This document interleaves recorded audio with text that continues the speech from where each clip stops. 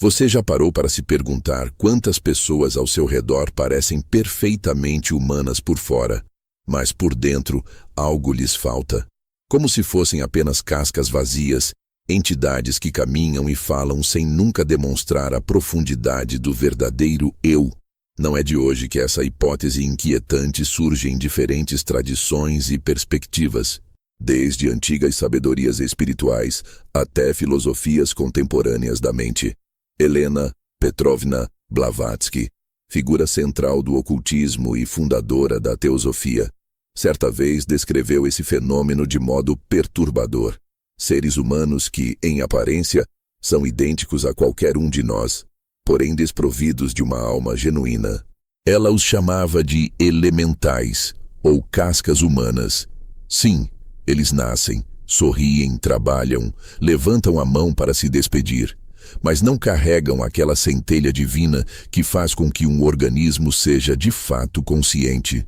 O mais estranho, talvez, seja que você provavelmente já os encontrou. Pode ter conversado, discutido e até rido com eles, sem notar qualquer diferença aparente em sua forma de agir.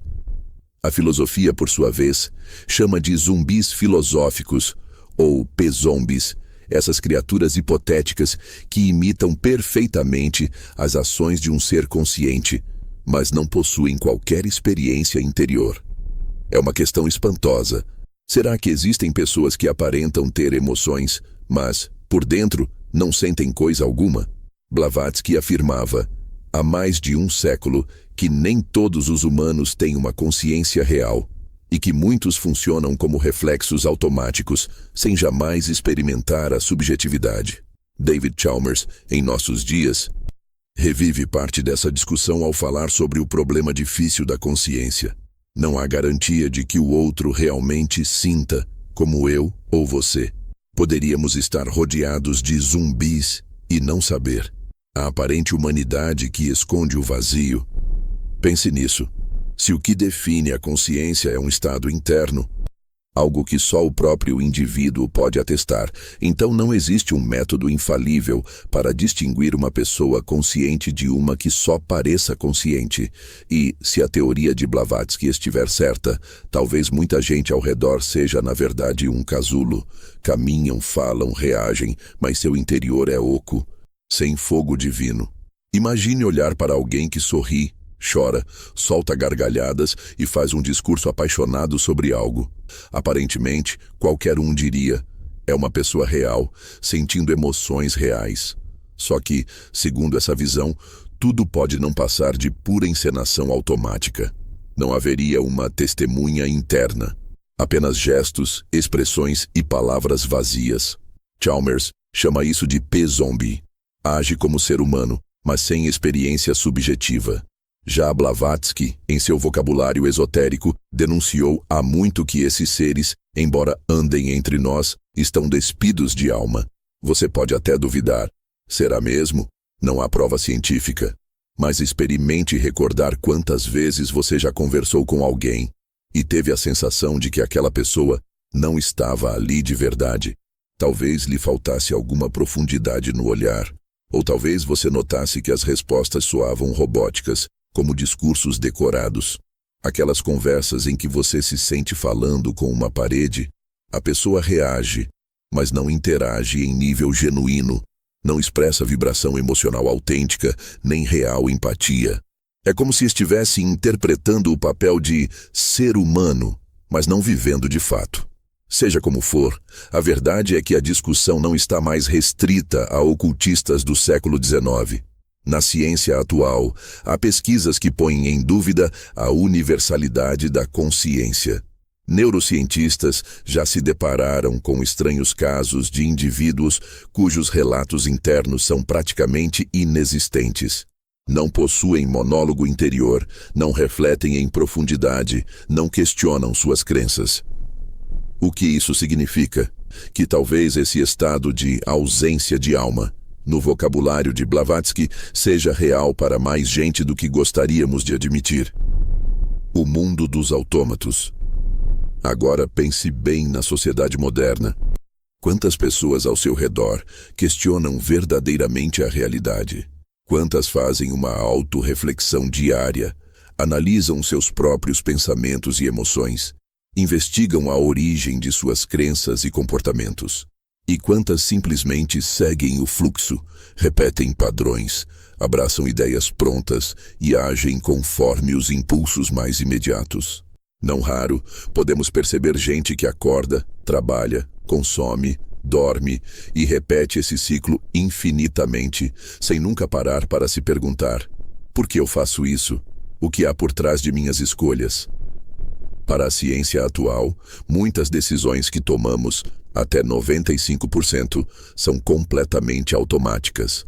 Quase como se um programa interno determinasse nosso curso antes mesmo que o cérebro consciente intervenha. O que dizer então daqueles que jamais questionam nada? Não é exagero imaginá-los como sistemas operando em modo de piloto automático, representando um papel social sem mergulhar em qualquer profundidade.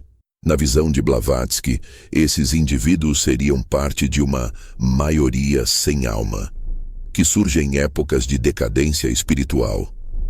É como se fossem colocados no mundo justamente para manter a grande ilusão de que estamos todos plenamente conscientes, quando, na verdade, o despertar seria uma exceção. Pouquíssimos teriam alcançado o estado de ser vivo integral, unindo corpo, mente e alma em verdadeira sintonia interior. E se isso for real, o que isso nos diz sobre as dinâmicas sociais? Gente sem alma, usando a expressão de Blavatsky, não levaria a cabo reflexões profundas nem decisões autênticas. Basicamente reagiria, segue o padrão, imita emoções, copia ideias que ouve, age como se estivesse inserida num script invisível. E nós outros, presos à aparência, acreditamos que aquela pessoa está em um nível de consciência semelhante ao nosso. O terror de não podermos distinguir. Este é o ponto crucial do chamado problema difícil da consciência. A subjetividade não é algo que se possa medir em outro indivíduo. Só você sabe da sua própria mente. Por conseguinte, não há teste infalível para dizer se o outro está experimentando sentimentos reais ou se é só uma forma humana bem programada para fingir sensações. É aí que entra o horror. E se a maioria das pessoas que encontramos não possuir, de fato, um eu interno, e se estivermos olhando em volta e vendo autômatos espirituais que não pensam com a própria mente? Por mais absurda que pareça a tese, a neurociência moderna já produziu estudos que a reforçam indiretamente. Veja o caso dos cérebros divididos, split brain, em que os dois hemisférios de um paciente são separados. Em alguns experimentos, cada lado parece agir como uma entidade própria, podendo até entrar em contradição com o outro. Isso desmonta a noção de que a consciência seja algo unificado e estável. Se um mero corte cirúrgico no corpo caloso pode criar duas mentes, ou duas metades de consciência, então quantas variações de consciência podem existir nos incontáveis cérebros que habitam esta terra? E quantos deles funcionariam com atividade tão rasa que nem ao menos pensam? Aliás, muitos estudos apontam que existe uma porcentagem significativa de pessoas sem diálogo interno nenhum. Ou seja, não falam consigo mesmas mentalmente, não se questionam, não revivem cenas internas com profundidade. De onde sairiam então suas ideias? Talvez sejam fruto direto do condicionamento, uma programação social tão forte que essas pessoas já nem sentem a necessidade de pensar. Apenas reproduzem o que captam do ambiente. Blavatsky chamava a atenção para esse ponto. A humanidade não é igual em termos espirituais. Nem todos são dotados de alma ou chegaram a desenvolvê-la. São como cascas, sem substância interna que ocupam lugar, mas vivem desconectadas do fogo divino que dá a verdadeira vida interior. A sociedade como máquina. Olhe ao redor. Vivemos num sistema quase mecânico. A escola te ensina a memorizar e repetir, não a refletir e criar.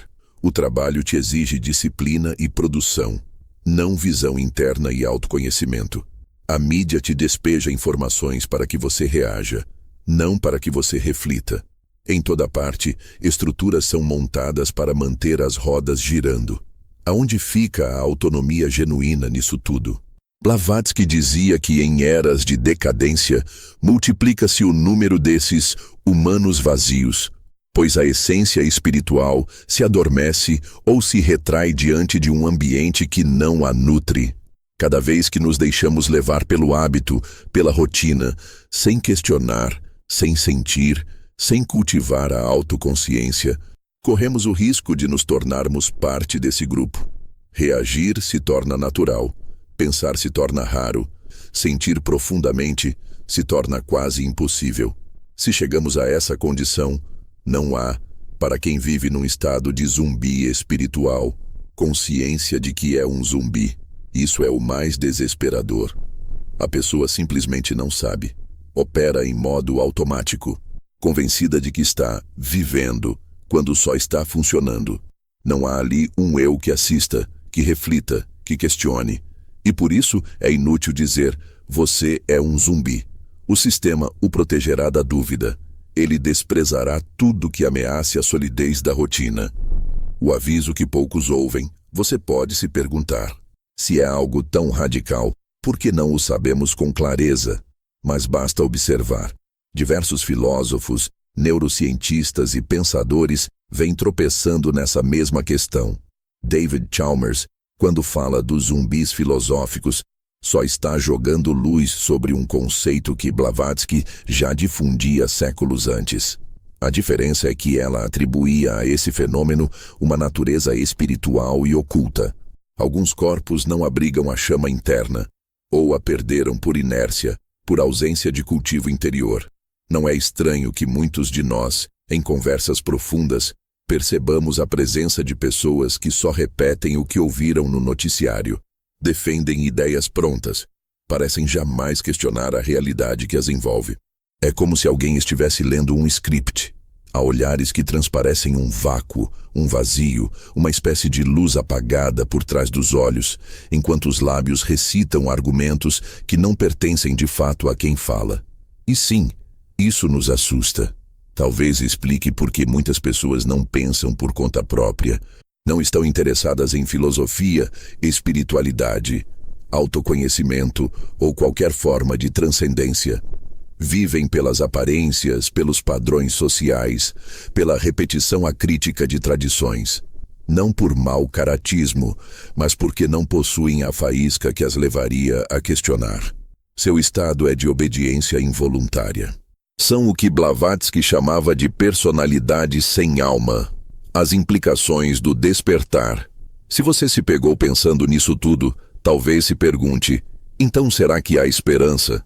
Acreditar que a maioria das pessoas vive em estado de dormência é desesperador. Porém, ao mesmo tempo, essa constatação pode ser o primeiro sinal de que você não faz parte do rebanho dormente. Se esse texto lhe fala ao coração, se desperta ecos dentro de você, provavelmente significa que você pensa, você sente, você questiona. Mas saber não é suficiente. Viver rodeado por quem não pensa faz com que, cedo ou tarde, a pressão para voltar ao piloto automático seja enorme. A sociedade é construída de modo a recompensar quem não questiona e punir quem sai da linha. Aqueles que criticam, que buscam, que rompem o padrão, muitas vezes são marginalizados, ridicularizados ou até atacados, e isso leva muita gente a desistir, a cair de novo no conforto de ser mais um na multidão, sem a carga extenuante de ser consciente. Blavatsky avisou que esse número de seres vazios cresce em épocas de crise espiritual e moral, pois o ambiente não nutre a alma. A arte deixa de inspirar. A religião vira regra mecânica.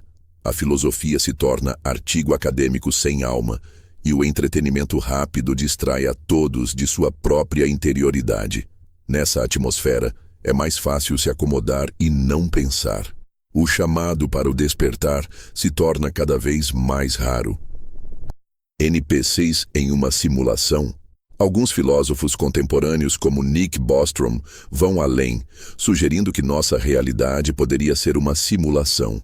Se isso fosse verdade, faria todo sentido que nem todos fossem jogadores reais. Em todo jogo complexo, a maioria dos personagens não é controlada por um usuário consciente, mas programada para agir de forma previsível. São os NPCs, Non-Player Characters. É perturbador, mas, se você analisar friamente, talvez se lembre de inúmeros conhecidos que seguem rotinas tão automáticas que parecem atualizações de software. De uma hora para outra, todos repetem determinada opinião, compartilham a mesma notícia, aderem aos mesmos surtos de indignação e não questionam a fonte. Têm reações orquestradas, como se uma consciência coletiva os dominasse. Blavatsky, à sua época, não usava a linguagem dos NPCs ou da simulação digital, mas o conceito se encaixa. Formas humanas sem alma ocupariam o cenário para manter a engrenagem social funcionando. E note que o mundo atual abraça a obediência cega. Medo, consumismo, distrações infinitas. Tudo conspira para que não haja espaço para a profunda autorreflexão, o verdadeiro despertar. Como saber se você também está dormindo? A pergunta mais difícil não é: será que eles são NPCs? A pergunta mais incômoda de todas é: e se eu for um deles? Porque ninguém gosta de acreditar que pode estar funcionando no modo zumbi sem saber. Mas a realidade é que se você nunca questionou seriamente suas crenças, se sempre aceitou o que lhe diziam, se vive reagindo, mas raramente criando do zero, talvez esteja mais para um sonâmbulo do que imagina. Blavatsky, porém, acreditava na capacidade de ascensão. Se você reconhece essa possibilidade, a de estar dormente, já é meio caminho andado. O simples ato de se perguntar, será que estou desperto, indica que dentro de você há um lampejo de consciência viva, um potencial para rasgar o véu. A maioria, por definição, jamais se faz essa pergunta. Muitos de nós passamos décadas dentro de um script tão bem ajustado que todos os passos parecem naturais. Acordar cedo, ir ao trabalho, receber ordens, voltar para casa, assistir a alguma coisa, dormir, repetir. Nas folgas, consumir mais distrações. No fim de semana, beber para esquecer o estresse. Repetir opiniões lidas em manchetes. Acreditar que é assim que o mundo funciona e não pensar mais sobre isso. Para romper esse ciclo, a autovigilância é essencial. Você tem um diálogo interno diário, questionando o porquê de cada reação. Ao deparar-se com uma notícia, você para refletir? Você analisa em que medida sua resposta emocional foi programada. Quando se irrita, pergunta-se de onde vem essa irritação e quem se beneficia de que você reaja assim. Você busca compreender o que lhe motiva intimamente ou segue apenas as tendências que todos seguem? O sistema que não quer que você pense. Talvez a parte mais sombria seja perceber que a sociedade não tem interesse no seu despertar. Um indivíduo lúcido é uma ameaça, pois pensa por si, não se deixa levar tão facilmente, não se reduz a impulsos de consumo e não compra qualquer ideologia pronta. A pessoa que questiona pode se rebelar, pode denunciar, pode mudar a engrenagem. O controle depende da conformidade das massas, que acatam sem resistência e seguem a norma, mesmo que em detrimento próprio. A propaganda e o noticiário, por exemplo, são mestres em desencadear reações emocionais massivas e simultâneas. Eles sabem que, bombardeando você com medo ou raiva, sua capacidade de pensar livremente é reduzida. Você se torna reativo em vez de reflexivo. É tudo parte de um mecanismo que serve para manter a estabilidade de uma grande máquina, onde a maioria funciona como peças intercambiáveis. Se uma peça quebra, outra entra no lugar, mas a estrutura jamais se altera. Para a neurociência, grande parte do nosso cérebro atua em modo padrão, habituado a lidar com estímulos de forma quase imediata. Se não há intencionalidade no uso de nossa mente, a gente cai numa espécie de transe social que se reforça todo dia. E se você não reagir conscientemente, vai simplesmente cumprir o roteiro que lhe deram. Estudar para ter um emprego, ter filhos, pagar impostos, consumir até morrer. E nesse meio tempo, defender ideias que não são suas e sentir emoções induzidas pela mídia. A saída? Pode soar fatalista, mas Blavatsky e outras tradições ocultistas acreditam que, para quem quer despertar, sempre há um caminho. Não é um processo rápido nem agradável. Exige romper amarras emocionais, desafiar o que nos ensinaram, encarar a solidão de pensar diferente e, sobretudo, desenvolver uma força interior que não dependa da aprovação dos outros. A pessoa que começa a acordar descobre que não pode mais esperar validação social para seguir adiante. Alguns chamarão você de louco, conspiracionista, desequilibrado.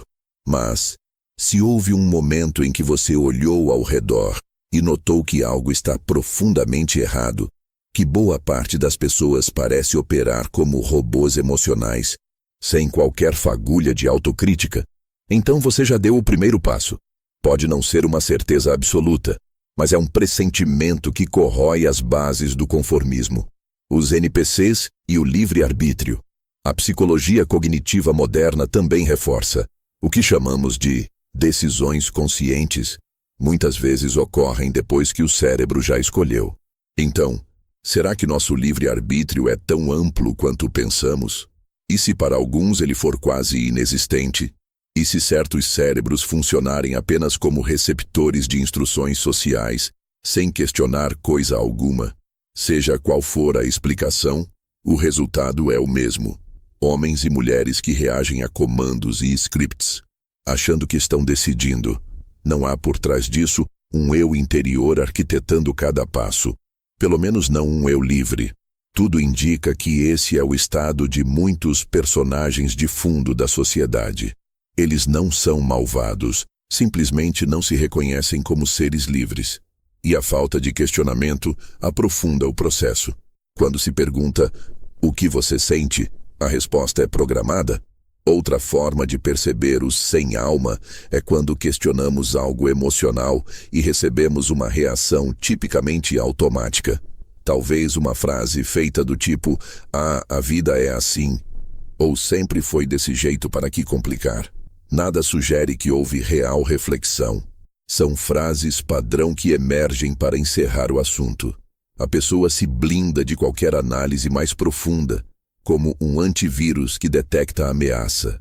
Para Blavatsky, esse comportamento é indicativo de alguém que não cultivou sua luz interior. A chama espiritual está adormecida, quase extinta, ou não se acendeu.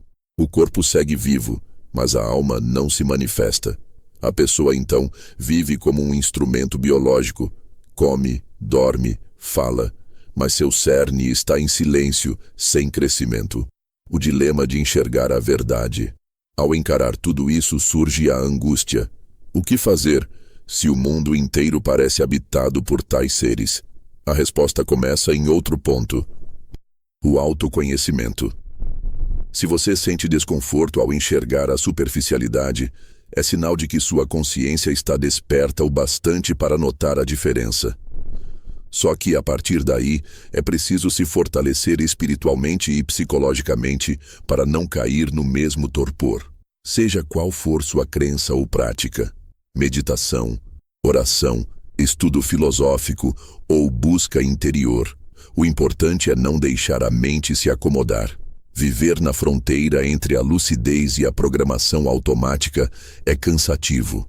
O sistema nos puxa a querer a conveniência, o hábito, o menor esforço. Mas é no ato de pensar criticamente que a consciência encontra sua maior chance de expandir. Por que isso gera tanto incômodo? Quando se fala em gente sem alma, muita gente reage com raiva ou negação. Dizer que nem todos têm consciência soa elitista ou até discriminatório. Mas não se trata de julgar ninguém, e sim de compreender que a possibilidade existe e que há diferentes graus de despertar. Alguns vivem 100% em modo automático, outros parcialmente conscientes tentando se libertar. E há ainda aqueles que, segundo Blavatsky, teriam atingido graus altos de iluminação. Embora sejam raríssimos, a maioria de nós oscila. Em alguns dias, parecemos vivos. Em outros, reproduzimos padrões. É uma luta contínua. Mas para quem sequer sabe que essa luta existe, não há disputa. Está entregue ao fluxo. uma epidemia espiritual? Com a aceleração do mundo digital, a tendência ao comportamento de manada fica ainda maior. Basta uma manchete apelativa e milhões compartilham a mesma visão ou a mesma raiva, muitas vezes sem ter lido a matéria completa ou questionado a lógica. É a turma do copy-paste de opiniões, e esse fenômeno cresce exponencialmente. As redes sociais viraram o palco perfeito para o teatro dos zumbis. Repetição de memes, hashtags, expressões de revolta sem fundamento real. Blavatsky dizia que em momentos de grande confusão surgem essas cascarões vazios em massa, pois a energia espiritual do planeta fica conturbada e é mais fácil nascer ou viver sem o despertar da alma. Para alguns, isso soa místico demais. Para outros, faz todo sentido. De qualquer modo, a conclusão é a mesma. Não é seguro presumir que todos ao seu redor tenham a mesma profundidade de consciência que você.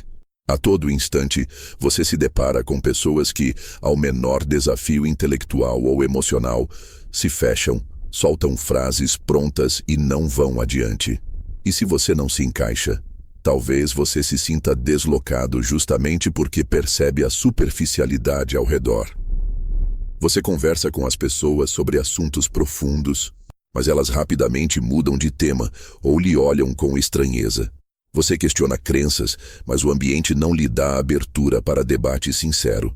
Você sente no íntimo que há algo além da aparência, mas a maioria não parece interessada em ver. Isso pode ser um sinal claro de que você está fora da estatística dos sem alma.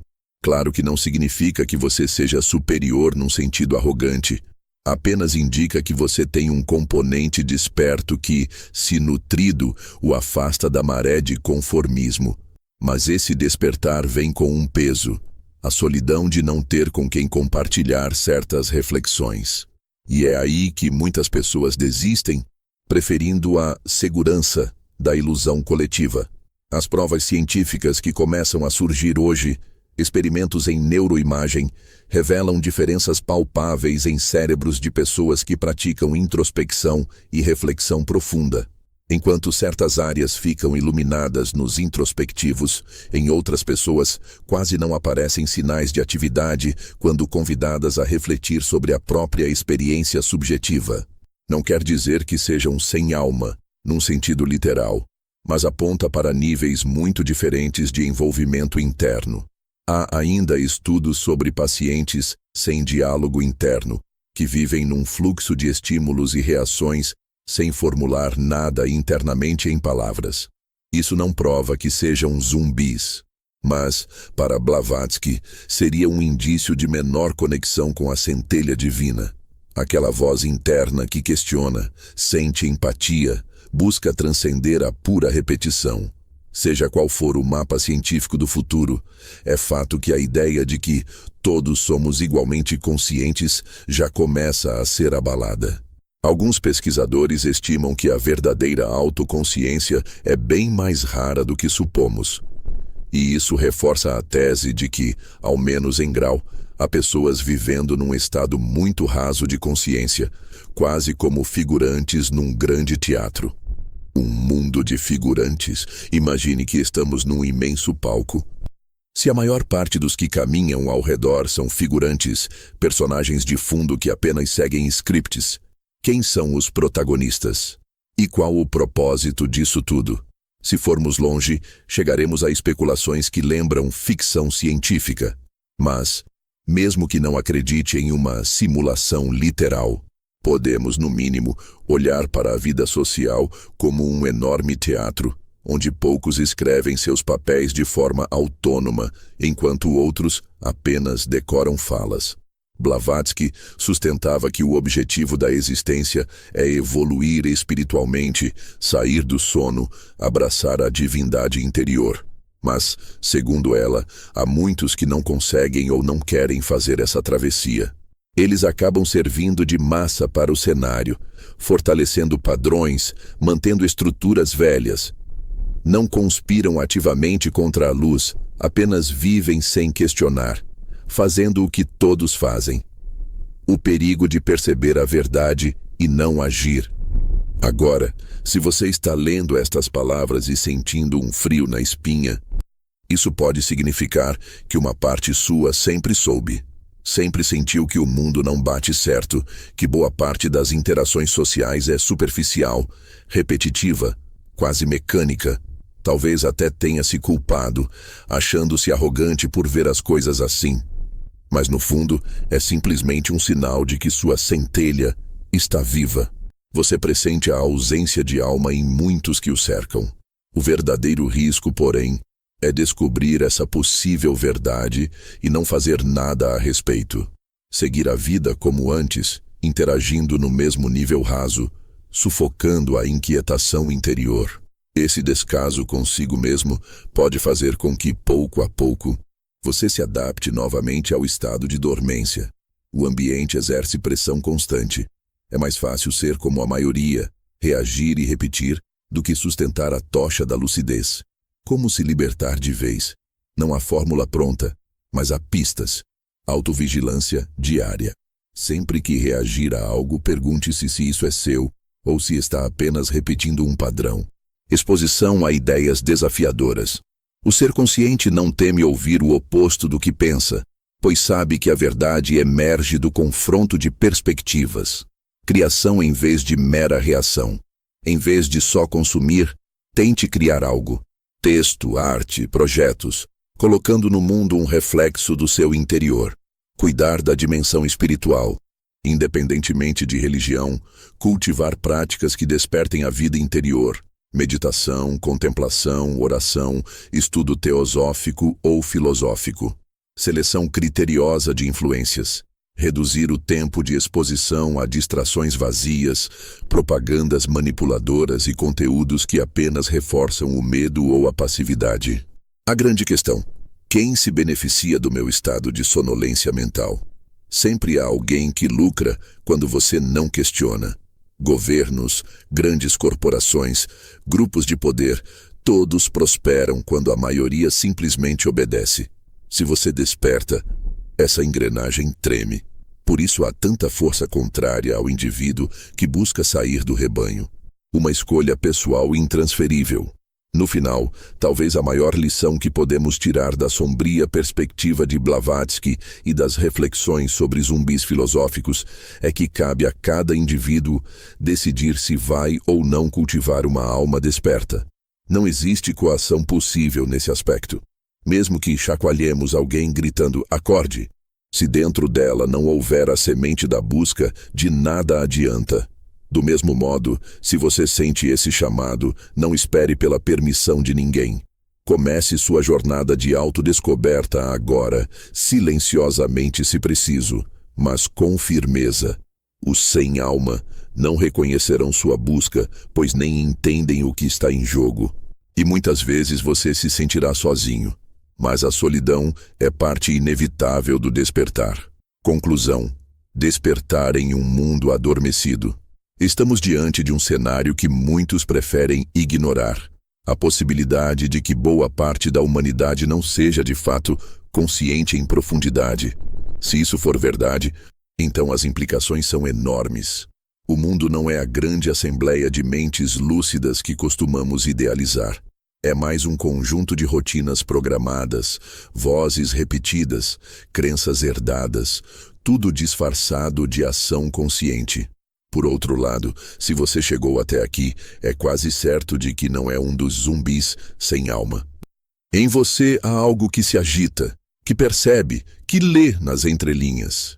E esse movimento interior é a prova viva de que a verdadeira consciência, embora rara, existe. E, se existe, pode ser expandida. Você não é impotente. Ao contrário, você é perigosamente livre para escolher outro caminho. A questão final é: o que vai fazer com esse chamado? Continuará agindo como se fosse apenas mais um na multidão, fingindo não ver a superficialidade que o cerca? Ou usará essa compreensão para mergulhar mais fundo em si mesmo, quebrar os ciclos de repetição e se tornar um foco de luz em meio à escuridão da inconsciência coletiva? Muitos preferem evitar essa reflexão. Preferem o consolo de acreditar que todos têm potencial para mudar ou que todos estão, em essência, despertos. E, de fato, talvez cada ser tenha uma remota possibilidade de despertar. Mas não nos iludamos. Despertar dá trabalho, exige coragem e, principalmente, uma determinação quase inabalável. A maioria não está disposta. Alguns, porque não podem, não têm estrutura psíquica ou biológica para isso. São NPCs por design, como sustentam algumas hipóteses radicais. Outros, porque preferem a zona de conforto. Seja como for, a sociedade se organiza para não questionar a si mesma e vive blindada num ciclo de funcionamento raso. Quem quebra esse ciclo acaba testando a própria sanidade, mas ao mesmo tempo encontra algo que os sem alma nunca encontrarão. A sensação profunda de estar realmente vivo, de ter identidade, propósito e uma chama que o sustenta, mesmo quando tudo em volta parece mecânico. Se você sentiu esse impacto, se algo dentro de você se moveu, é sinal de que sua consciência não é apenas uma simulação. Então, aproveite esse lampejo. Não deixe passar. Pergunte, explore, conteste, aprofunde-se. Não tenha medo de se destacar, de incomodar, de romper padrões. Você não está aqui apenas para funcionar. Está para viver. E viver, no sentido pleno, exige uma alma desperta. Agora me responda. Você vai agir ou vai se perder no barulho incessante, voltando para o turbilhão de distrações que a sociedade lhe oferece? Sua escolha determina se você segue desperto ou se funde novamente à massa, voltando a encenar o papel de humano social sem consciência real. Desafie-se, comente, questione, dê um passo além. Mostre que não está seguindo o roteiro automático. É nessa simples ação de interagir conscientemente que se prova o poder de quem não é um NPC. É assim que a mudança começa, quando alguém se recusa a continuar dormindo.